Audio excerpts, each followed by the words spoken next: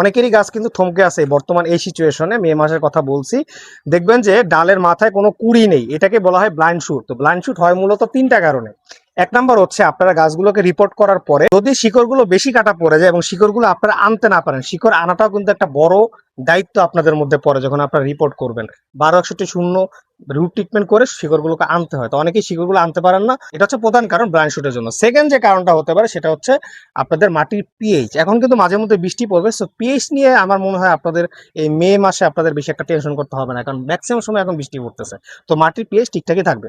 3 নম্বর কারণ যেটা হচ্ছে সেটা প্রপার খাদ্য। যদি আপনারা এই সময়টা ঠিকমতো খাবার দিতে না পারেন, ম্যাক্সিমাম সময় দেখবেন আপনাদের গাছগুলো কোনো প্রকার গ্রোথ নিচ্ছে না, একেবারে মানে চুপচাপ বদ্ধ হয়ে আছে এবং মাথায় কোনো কুড়ি নেই। যে কুড়িগুলো দেখবেন কুড়ি নেই, গাছগুলো বদ্ধ হয়ে বসে আছে। এটা সমাধান হচ্ছে কখনো গাছের মাথা আপনারা কাটতে যাবেন না। আমি এখন যে কথাগুলো বলবো সেগুলো যখন আপনারা ফলো করবেন দেখবেন অটোমেটিক গাছ থেকে নতুন শুট বের হওয়া শুরু হয়ে গেছে। তো প্রথমে যেটা সেটা হচ্ছে পিএইচ মেনটেন। পিএইচ মেনটেন আপনাদের মনে হয় এখন করা লাগবে না, যেহেতু বৃষ্টি পড়তে। তারপরও যদি বৃষ্টি থেমে যায় মাসে লাস্টের দিকে বা যে কোনো সময় থেমে যায়, তাহলে আপনারা যেভাবে লং ভিডিওতে বলে দিয়েছি ইউটিউবে সার্চ করলে পেয়ে যাবেন, বা আমার চ্যানেলে গেলেই দেখতে পারবেন। পিএইচ মেনটেন নিয়ে ওইটা ফলো করলে ঠিক হয়ে যাবে।